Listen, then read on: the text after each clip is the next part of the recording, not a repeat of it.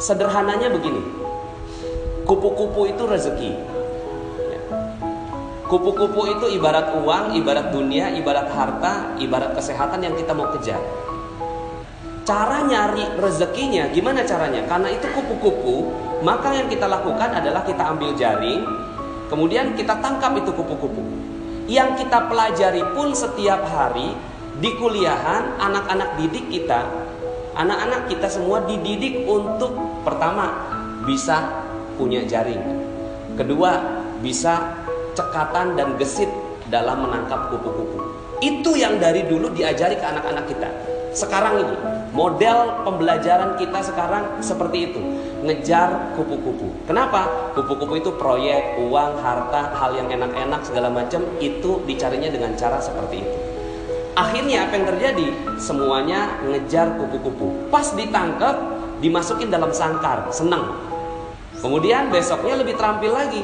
Karena udah terampil, akhirnya bukan satu jaring, dua jaring diambil, masuk 4 kupu-kupu masuk dalam sangkar. Besoknya begitu lagi, 5 kupu-kupu masuk dalam sangkar. Besoknya lebih terampil lagi, cabang bisnisnya makin banyak, 10 jaring diambil, 100 kupu-kupu sekali ambil, masukin dalam sangkar. Sekarang pertanyaannya, setelah kekumpul 1000 kupu-kupu di dalam sangkar, 1000 kupu-kupu sudah ada di dalam sangkar. Lalu kemudian kita ingin bermain dengan satu kupu-kupu. Ingin bermain dengan satu kupu-kupu. Kita mulai buka pintu sangkarnya, lalu kemudian kita pengen bermain dengan satu kupu-kupu. Gimana perasaannya, Pak? Halo? Ini masih pada hawa sahur. Terkumpul 1000 kupu-kupu di dalam sangkar, lalu kemudian kita pengen buka pintunya. Pas dibuka pintunya, ya keluar semua. Perasaan apa yang ada pada saat itu? Perasaannya, apa perasaannya? Galau, khawatir, cemas, takut, gelisah. Itulah dunia. Itulah dunia. Kita selama ini, anak-anak kita, belajar yang tinggi. Buat apa, Pak? Buat supaya kamu dapat nilai tinggi. Terus, supaya kamu bisa kerja. Terus, supaya kamu bisa nikah. Terus, semuanya diajarinya untuk apa? Untuk bisa ngambil kupu-kupu. Tapi, anak kita bingung. Bahagianya di mana? Pas mau dinikmati, kemudian dia mulai buka pintunya, kok saya nggak bahagia? Maka, kalau mau bermain dengan kupu-kupu, kenapa tidak bangun taman? Kalau mau dapetin kupu-kupu dan bermain dengan kupu-kupu, kenapa tidak bangun taman? Cuma caranya berbeda, alatnya juga berbeda. Yang satu ke atas, yang satu ke bawah. Dia mulai cangkul, pelan-pelan, masukin benih, dijagain, disiramin, dipupukin, lalu kemudian tangkainya mulai muncul, lalu kemudian daunnya muncul, bunganya muncul. Pas bunganya muncul, kebahagiaan terus berlipat. Ketika kupu-kupu itu datang, kupu-kupu udah pasti datang kalau ada bunga. Udah sunatullah. Kalau udah ada bunganya, itu kupu-kupu pasti datang. Sekarang pertanyaan saya, ketika ada satu kupu-kupu dan kita bermain dengan kupu-kupu itu, ada gak perasaan yang tadi? Ada? Resah, galau, gelisah, cemas, ada? Halo? Udah gak ada ya? Begitu yang harusnya dilakukan untuk mencari rezeki. Cuma selama ini yang kita lakukan adalah ngambil kupu-kupu dan gak punya taman. Akhirnya apa yang terjadi? Malam hari galau. Kenapa? Kupu-kupu hilang. Dicuri, hilang. Hilang handphone, galau. Diputus pacar, besok bunuh diri.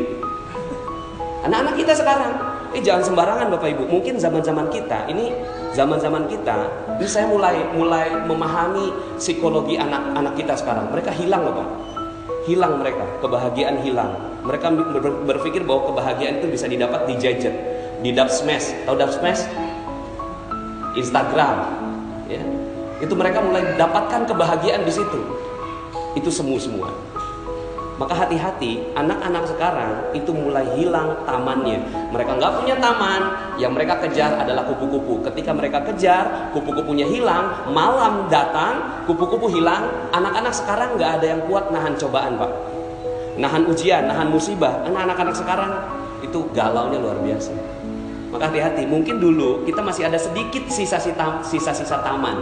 Tapi sekarang anak-anak sekarang kita mulai harus merubah gaya kita. Makanya sekarang semua pada kebingungan.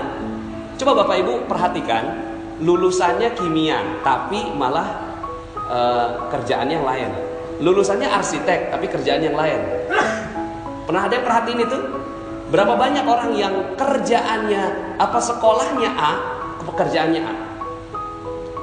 Sedikit sekali. Di Amerika datanya hanya 4%. Itu di Amerika yang link and match-nya bagus. Tapi di Indonesia, Masya Allah. Maka cara nyari rezeki sederhana. Gimana cara nyari rezeki? Bangun taman. Ini yang selama ini kita tinggalkan. Kita nggak punya taman. Akhirnya apa? Galau, gelisah, khawatir, cemas. Kita nggak punya taman. Yang kita cari kupu-kupu. Seneng banget tuh, ada orderan, ada project, ada harta, apa segala macam datang. Tapi kita mau beli sesuatu, beli mobil aja. Pas mau beli mobil, sebelum tuh mobil masuk, kita bikin sangkarnya dulu. Kenapa? Karena takut kalau kupu-kupunya hilang. Tuh. Nah, terus gimana dong? Ya udah, sekarang ganti fokus. Kalau kemarin tadi kan semalam kan saya bilang utang tuh lunas, ya kan? Karena memang kalau kita masih ada hawanya hawa utang, itu rezeki nggak akan pernah datang. Hawanya hawa utang, rezeki nggak bisa datang. Ya. Tapi kalau hawanya utang udah lunas, insya Allah gampang banget tuh datang. Nah itu salah satu tamannya rezeki. Nah untuk memupuk itu ada 3 hal. Ya. Ini tadi saya dipesenin, Ustadz kultum aja, benar-benar kultum, kuliah 7 menit. Ya udah, saya cuma kasih kisi-kisinya. Fokuslah pada 3 hal ini. Fokuslah pada 3 hal. Pertama, pikiran yang positif. Pikiran yang positif bahwa segala sesuatu bagus, segala sesuatu indah, husnuzon billah. Ini adalah taman yang paling indah. Taman yang paling indah adalah husnuzon billah. Husnuzon billah itu apa? Pokoknya semuanya positif dah. Masuk rumah sakit positif, ya kan? Bangkrut positif, ya. Jalanan kemarin macet apa penuh? Nah, penuh. Udah nggak ada jalanan macet di Jakarta ya. Nah, ini namanya positive thinking. Ajarin anak-anak kita ini tentang husnuzon billah. Kalau anak-anak kita berhasil mendapatkan ini, maka ini adalah sebuah kebahagiaan yang luar biasa. Yang perlu dicari ini positive thinking. Positive thinking. Yang kedua, ketenangan jiwa. Ini yang perlu dikejar.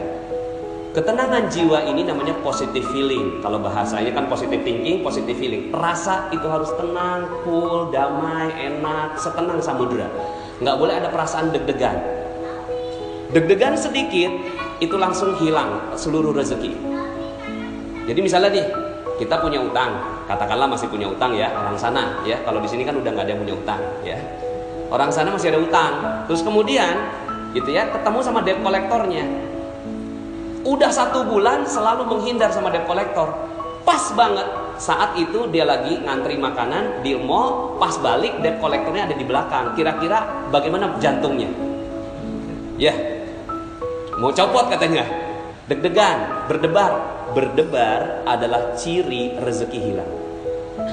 Berdebar, jantung berdebar itu ciri bahwa kita tidak punya rezeki lagi. Tamannya hilang. Maka apa yang harus dilakukan? Yang harus dilakukan mendidik jiwa supaya tenang dalam segala kondisi. Bisa nggak kita seperti itu? Nah kalau bisa seperti itu, itulah harta kekayaan terbesar. Cuma gimana cara ngedidiknya ini? Ya ini panjang banget ini penjelasannya. Tapi misalnya begini Pak, ya kejadian ada yang konsultasi sama saya, anaknya meninggal dunia. Suaminya mundurin mobil, anak umur 1 tahun dilindes ya, sama sang ayah. Yang lebih tragis, kakaknya ngelihat dengan mata kepala sendiri ini adiknya dilindes sama ayahnya sendiri, dan sakaratul maut mati saat itu juga. Sang istri keluar lagi masak, pas ngeliat gitu kan, menggelepar-gelepar gitu, digedor-gedor pintu jendelanya, terus kemudian turun sang ayah. Berempat ngeliat dengan mata kepala sendiri tuh anak meninggal dunia dengan hancur badannya. Sekarang pertanyaan saya, bisa nggak saat itu jantungnya tidak berdebar? Alhamdulillah. Itu yang harus dikejar. Kalau itu bisa, alhamdulillah nih ibu, alhamdulillah dia mau ngikut saya ajarin pelan-pelan sampai akhirnya tuh ibu mengatakan, siap Ustadz, alhamdulillah, terima kasih. Udah, selesai. Dan ternyata itu adalah kunci rezeki buat sang ibu. Lah kita berapa banyak kita melakukan kesalahan rezeki. Kita deg-degan. Tanggal 25 gaji udah mulai habis, order belum nyampe, gimana perasaannya? Ya. Terus kemudian dagangan belum laku, gimana perasaannya? Padahal itu semua rezeki akan hilang. Nah, kejar nih ini. Cuma memang ya, nah ini memang perlu banyak sekali kajian tentang positive healing. Cuma bocorannya adalah positive healing hanya bisa didapatkan dengan ibadah. Positive feeling hanya bisa didapatkan dengan ibadah. Kalau positive thinking masih bisa sendiri. Positive thinking nih, bagus itu, oke, alhamdulillah, gitu ya, masih bisa. Tapi kalau positive feeling udah nggak bisa lagi dengan upaya sendiri, dia harus butuh bantuan Allah Subhanahu Wa Taala. Maka di titik itulah ibadah berkumpul seperti ini mahal harganya.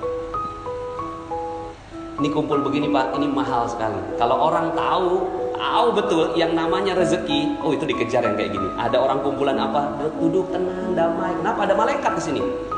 Malaikat itulah yang bikin ketenangan hati. Makanya Allah katakan, ala bidzikrillahi tatmainnul qulub. Ingatlah hanya dengan mengingat Allah maka hati bisa positive feeling. Nah. Cuma selama ini ya kita nggak kejar ini. Coba sekarang kejar. Aduh, yang saya mau kejar adalah positive feeling, ketenangan jiwa. Karena itulah kekayaan sebenarnya. Kekayaan sebenarnya bukan harta, bukan mobil, bukan rumah, bukan yang lain, tapi ketenangan jiwa adalah kekayaan sebenarnya. Ya, dikatakan oleh Rasulullah SAW, laisal ghina an kasratil arad, walakinnal ghina ghinan nafs. Bukan kekayaan kamu punya banyak harta, tapi kekayaan adalah tenangnya jiwa. Di penjara senang, ditangkap senang, ya, bahagia, semuanya tenang, cool, mau digantung aja senyum. Tuh, kalau kita mampu seperti itu, maka itulah kekayaan sebenarnya. Cuma selama ini kita nggak kejar. Yang kita kejar cuma duit aja. Di mana ngejarnya? Lailatul Qadar adalah malam kemuliaan, tempat di mana Allah turunkan ketenangan jiwa. Kalau itu didapat, tenang sekali. Nah, yang ketiga lebih dalam. Ini aja udah bagus, Masya Allah. Positive thinking, positive feeling. Yang terakhir, positive motivation. Positive motivation, motivasinya semua positif. Semuanya positif, ya. Bahwa motivasinya bukan untuk mencari uang.